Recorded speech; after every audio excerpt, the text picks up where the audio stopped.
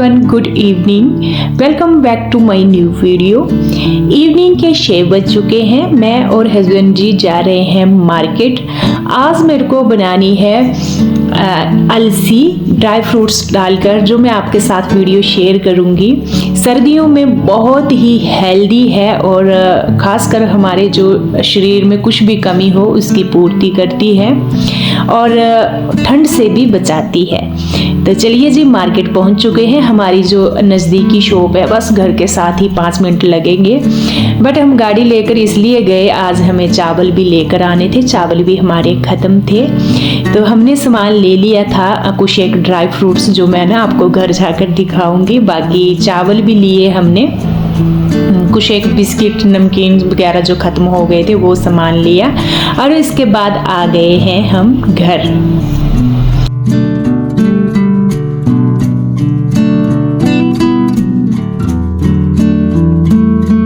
ज़्यादा सामान इसमें यूज़ नहीं होना है, बस वही 4-5 चीज़ें इसमें यूज़ होने वाली हैं। और प्राइस की अगर मैं बात करूं, बहुत कम प्राइस में ये रेडी हो जाएगी और पूरी सर्दियां हमें और बच्चों के लिए, खासकर जो पढ़ाई करने वाले बच्चे हैं उनके लिए तो सबसे बेस्ट है।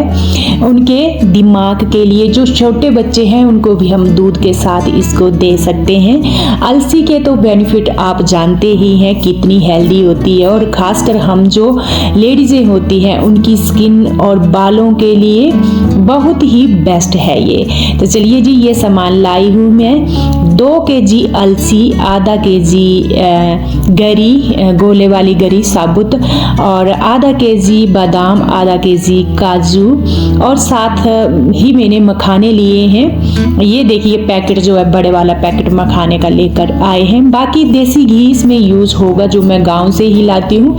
बाहर मैं देसी घी कभी नहीं खरीदती हूँ, तो गांव से जो देसी घी होता है वो लाई हूँ, वही मैं यूज में लूँगी।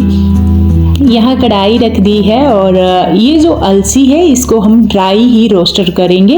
इसमें घी का यूज़ बिल्कुल नहीं होगा क्योंकि अलसी में ऑलरेडी ही इसमें ऑयल होता है। जब इसको हम सेकते हैं तो ये ऑयल हल्का हल्का रिलीज करती है।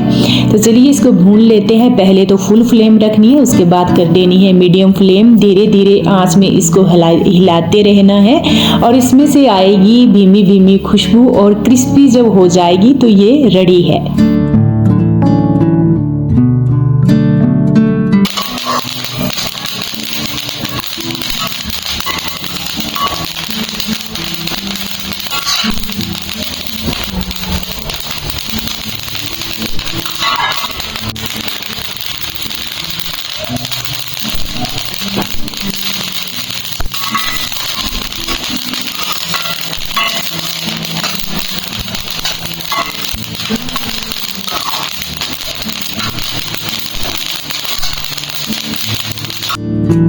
दो केजी अलसी थी तो थोड़ी थोड़ी क्वांटिटी में ही मैंने इसको भूना। एकदम से 2 केजी इकट्ठी नहीं डाली क्योंकि फिर इकट्ठी डालेंगे तो ये इक्वल भुनेगी नहीं, तो थोड़ा थोड़ा करके ही मैंने इसको भूना बारी बारी। अब जितना टाइम मैं ये काम कर रही हूँ तो इतना टाइम हस्बैंड जी जो गरी लाए हैं उसको कद्दूकस कर रहे हैं। गरी का बुरादा नहीं लाना है फ्रेंड्स, क्योंकि जो बुरादा होता है उसमें से ऑयल निकाल लेते हैं और जो पीछे बचता है ना, आपको पता है उसमें कोई ताकत नहीं होती है। तो बस गरी का गोला ही लाना है, साबुत आधा केजी। और जब हमने इसको कद्दूकस करेंगे तो ये अच्छी खासी क्वांटिटी में हो जाएगी और इसका ऑयल इसमें ही होता है, में ये बेस्ट होती है। हस्बैंड जी ने यहाँ पर लगा लिया है हीटर और ये बैठे हैं हीटर के आगे मजे से कद्दूकस कर रहे हैं गरी।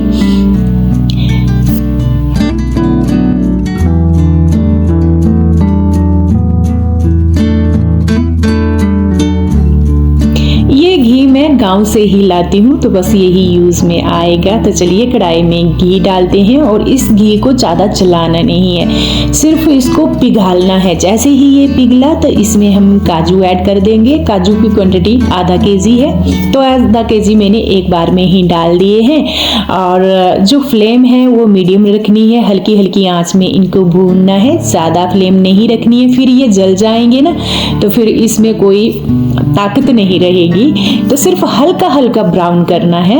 और आपको पता है सीलन होती है, कोई भी सामान हो शॉप पर तो उसमें हल्की हल्की सीलन होती है, तो जब हमने इसको भून लेंगे अच्छे से वो भी खत्म हो जाएगी और एक ना भीमी भीमी खुशबू आएगी। हेल्थ बरकरार रहेगी, इसको ज़्यादा नहीं भूनना है।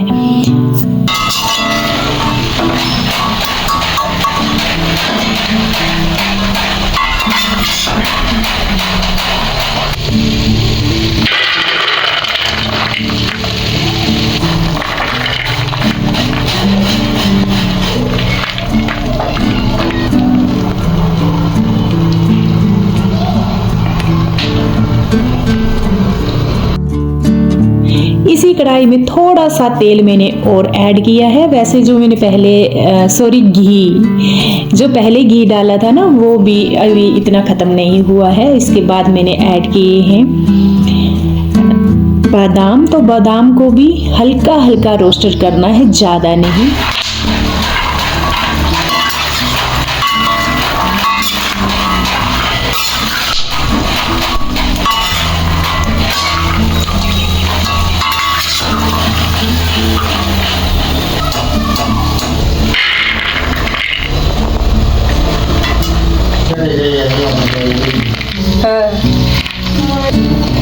साची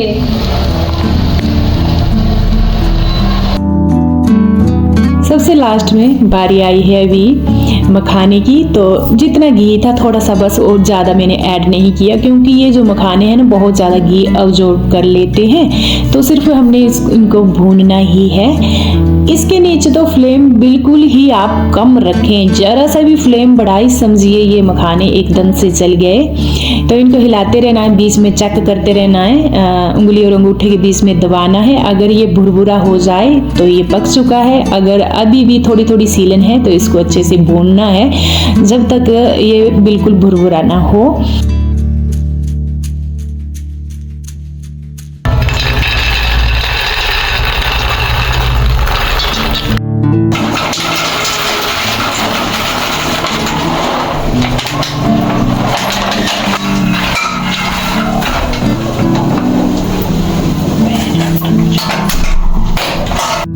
ये मखाने भी मैंने 3 बार भूने थे बारी बारी, क्योंकि थोड़ी क्वांटिटी ज़्यादा थी मखाने की। और अब बारी आई है गरी को भूनने की। तो इसमें हम कोई घी नहीं डालेंगे, सूखी कढ़ाई में ही भूनेंगे, क्योंकि ये जो नारियल होता है ऑयल छोड़ता है एकदम जब हम कढ़ाई में डालते हैं। तो इसके नीचे भी फ्लेम बिल्कुल कम रखनी है और हल्का हल्का हिलाते रहना है और अपने आप आपको पता चल जाएगा। देखिए कलर पहले बिल्कुल सफेद था, अभी हल्का सा ब्राउन हो गया है और खुशबू आती है ना इसकी पूरे किचन में फैलती है। तो समझिए ये जो हमारा कोकोनट है ये भुन चुका है और अब रेडी हो चुका है। सारा जो भुनाई का काम है देखिए सारा कुछ भुन चुका है, मैंने ठंडा भी कर दिया है। ये जो अलसी थी ना थोड़ी ज़्यादा क्वांटिटी में थी तो इसको मैंने फैन के नीचे रखा था, ये भी ठंडी हो चुकी है प्रॉपर। जब ये सारा कुछ ठंडा होगा उसके बाद ही बारी आएगी इसको ग्राइंड करने की। तो सबसे पहले मैंने ग्राइंड की है अलसी, थोड़ी थोड़ी क्वांटिटी में लेनी है फ्रेंड्स, क्योंकि फिर ना नीचे नीचे ये घूमकर आटा बन जाता है और ऊपर ऊपर साबुत रह जाती है। तो इसको ग्राइंड करेंगे, अच्छे से कर देंगे, इसको दरदरा रखने की जरूरत नहीं है, भले ही आटे जैसे हो जाए, आटे से थोड़ा दरदरा रह जाए तो भी बेस्ट है। और देखिए ऐसे इसमें रखना है। इसके बाद बारी बारी मैंने ग्राइंड की। सबसे पहले मैंने जो अलसी है सारी वही ग्राइंड की अच्छे से।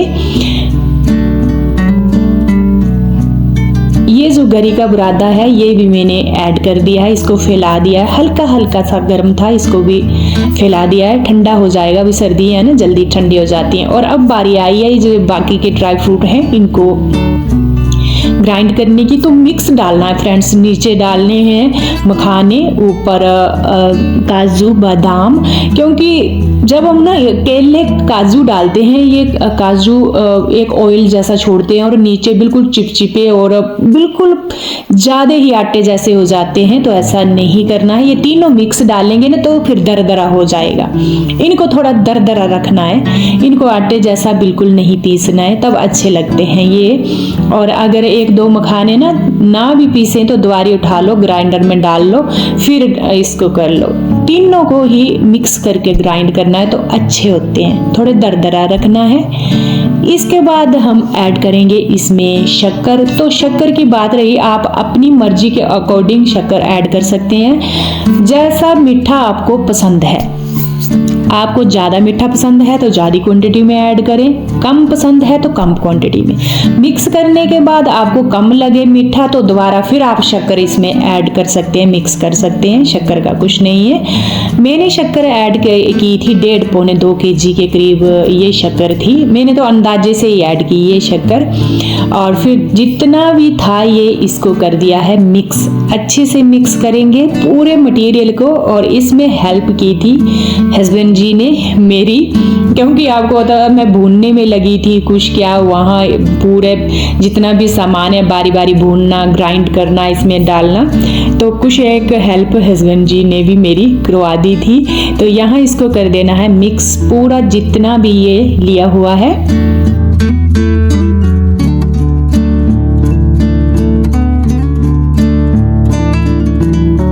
कढ़ाई में घी ले लिया है मैंने, देसी घी अच्छी क्वांटिटी में डाला है, मेरे को लगता है आधा kg घी तो मैंने डाला ही है, क्योंकि ये जो मेरी कढ़ाई है ना 5 लीटर की है ये, तो देखिए आधे से थोड़ी कम लग रही है, मतलब आधा लीटर घी है ही है ये। इसको मैंने आधा-पौना kg शायद होगा, तो इसको मैंने पिघाल लिया है, ज़्यादा नहीं इसको जलाना है, फिर घी की ताकत खत्म हो जाती है। तो बस इसमें खड्डा जैसा बनाया है और इसमें कर दिया पूरा घी ऊपर से ऐड।